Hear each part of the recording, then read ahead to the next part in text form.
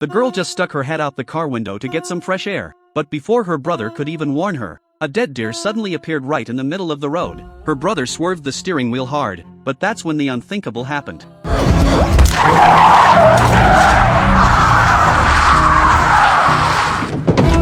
The violent impact decapitated the girl instantly. Peter was absolutely paralyzed with fear. He couldn't even bring himself to look back. He kept lying to himself over and over, telling himself his sister was fine. Then he just drove home, as if nothing had happened. Hearing the door open, their parents assumed both siblings had made it home safely. They had no idea they had just lost their beloved daughter forever. Peter lay in bed all night, wide awake, quietly waiting for his parents' judgment. The next morning, his mother said she was going to drive out to buy some things. As the car door swung open, a blood-curdling scream pierced the air.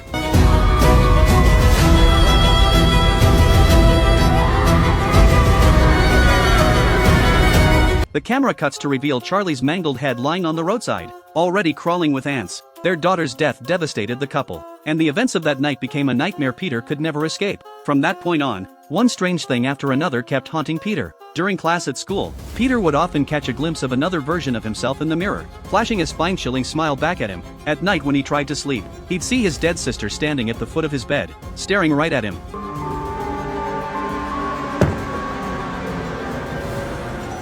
An invisible curse seemed to hang over the entire family. Little did they know, Charlie's death was no accident. It was an inevitable link in a chain of cause and effect. It all started a few days earlier, with the death of Peter's grandmother. The family held a grand funeral for her, but strangely, Annie didn't recognize a single one of the guests who came to pay their respects. These people all wore matching black clothes. Their faces showed no trace of grief. They just stared blankly ahead with hollow eyes. The family had always been distant from the grandmother. She was reclusive, eccentric, full of secrets no one knew about. She also had a circle of mysterious friends she never allowed Annie to meet. During the viewing of the body, Charlie kept staring at the necklace around her grandmother's neck. It bore a strange triangular symbol, like some kind of ancient totem. Just then, a strange man standing behind her cast a meaningful smile at Charlie, as if hinting at something. After the funeral, the family returned home in silence. The massive house was completely still. The suffocating atmosphere weighed on everyone. That night, Annie was sorting through her mother's belongings in the room, but just as she turned off the light to leave, she caught a glimpse of a figure standing in the dark corner out of the corner of her eye. Terrified, Annie quickly flipped the light back on, but there was nothing there. She chalked it up to grief-induced hallucinations and didn't think much of it, but she had no idea this was only the beginning of the nightmare. Far more terrifying things were yet to come. The next day, Charlie was in class at school. The classroom was perfectly quiet. Suddenly, a pigeon slammed into the classroom window with a dull, loud thud. All the students jumped in shock, but Charlie sat there expressionless, her eyes locked on the scissors on the teacher's desk, with a coldness in her gaze far beyond her years. After class, Charlie secretly picked up the dead pigeon. When no one was around, she took the scissors and cruelly snipped off the pigeon's head, then slipped it into her pocket. Meanwhile, Annie noticed that her mother's bedroom door had somehow been opened. On the floor was drawn a symbol identical to the one on her mother's necklace. She asked her husband if he'd been in the room, but he said no, so the couple locked the door again. Just then, her husband's phone rang. It was the cemetery staff calling to inform him that his mother-in-law's grave had been robbed the night before. The old woman's body had vanished without a trace, but fearing the news would upset Annie, he chose to keep it from her. What he didn't realize was that this well-intentioned lie would bring catastrophic consequences upon the entire family. Okay, well, I'm gonna go see a movie. Okay. To cope with the pain of losing her mother, Annie would go out every night under the pretense of watching a movie, but actually attended a support group for people who'd lost loved ones. The group met in a remote church. Everyone there had recently lost someone dear to them. They'd sit together in a circle, sharing their painful experiences, comforting one another, finding warmth in each other's company. At the support group, Annie finally revealed a secret she'd kept buried for years. Her family of origin was riddled with tragedy. Her father suffered from severe depression. He locked himself in his room, refused to eat or drink, and eventually starved to death. Her brother inherited the family's mental illness. At 16, he died in their mother's room, leaving behind a note saying his mother was the cause of all his suffering. After that, Annie cut off all contact with her mother. It wasn't until her mother fell seriously ill that Annie reluctantly took her back in to care for her. Annie had thought that once her mother passed, the nightmares would finally end, but she never imagined that the real nightmare was only just beginning. One evening, Peter came to his mother and said he wanted to drive to a classmate's party in a small town a few dozen miles away. He might be back late. Annie, worried he might drink and cause trouble, insisted he take his sister Charlie along so they could look out for each other. And it was precisely this party that cost Charlie her life. Losing two loved ones in such a short time plunged Annie into overwhelming grief. She could only fall asleep in the little wooden shed where Charlie used to spend her time, hoping to move past the shadow of losing her daughter. Annie decided to attend the support group one more time, but just as she reached the door, a woman stopped her. Her name was Joan. She was also a member of the group. Not long ago, her son and grandson had both drowned. Their shared tragedy instantly brought the two women closer. A few days later, Annie ran into Joan at the supermarket. Joan was glowing with excitement. She grabbed Annie and told her she'd met a medium who performed a seance that actually let her see her dead grandson. Seeing Annie's skeptical expression, Joan insisted on bringing her home to witness it for herself. The ritual was surprisingly simple. In complete darkness, Joan placed her hand on an overturned glass and began summoning her grandson's spirit. Louis, are you here? It's Grandma.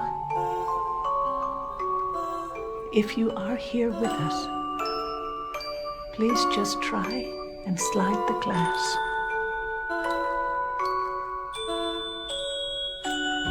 Louis, if you're here.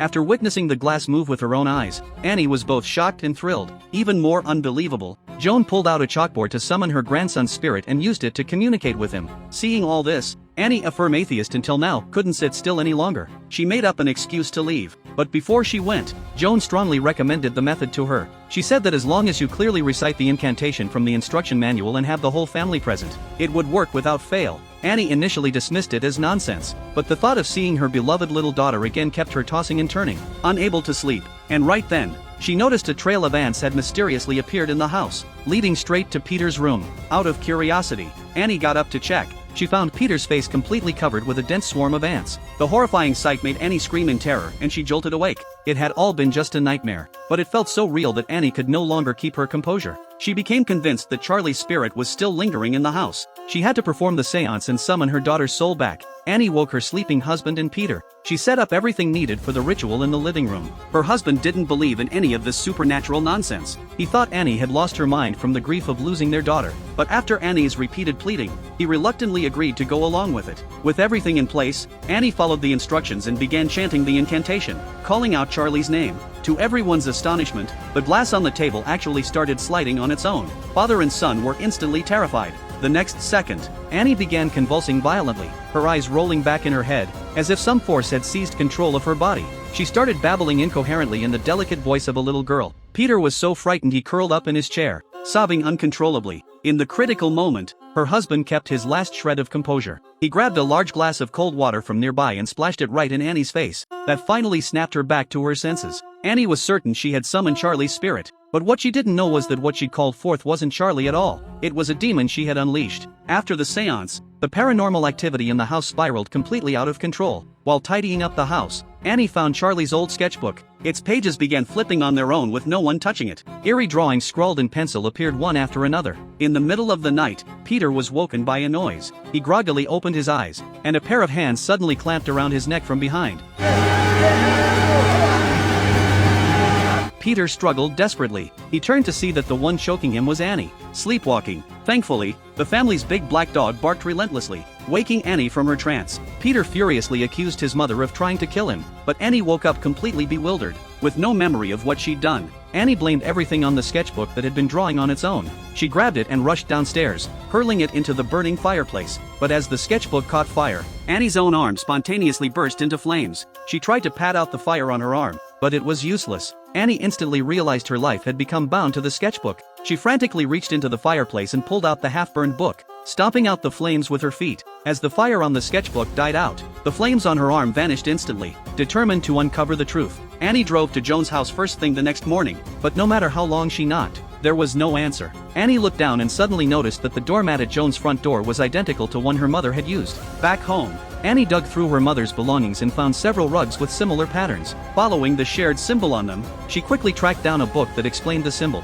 The book contained detailed records of a demon of calamity named Paimon. Legend had it that if followers made sacrifices, Paimon would grant them boundless wealth and power. But Paimon was inherently a female-headed, male-bodied entity. For his descent into the mortal world, he required a male body as the perfect host, and before possessing a male body, 3 female heads had to be sacrificed as an offering. Annie's hands trembled as she flipped through the sketchbook. It turned out they had known each other all along. Her mother was the founder and leader of the Paimon cult. What shattered Annie even more was the last page of the sketchbook. It held a photo of their family of 4, covered in sinister runes. Annie's mind went blank. She finally connected all the pieces together. Just then, Annie caught a nauseating stench of decay drifting down from the attic. Flashlight in hand, she climbed the ladder up into the dark attic. Amid the buzzing of flies, Annie saw something that shattered everything she believed in. Her mother's body, the one that had been buried, was propped up in a corner of the attic. The old woman's head had been brutally severed and was nowhere to be found. On the ceiling above the corpse, the symbol of Paimon was painted in blood. Just then, her husband came home.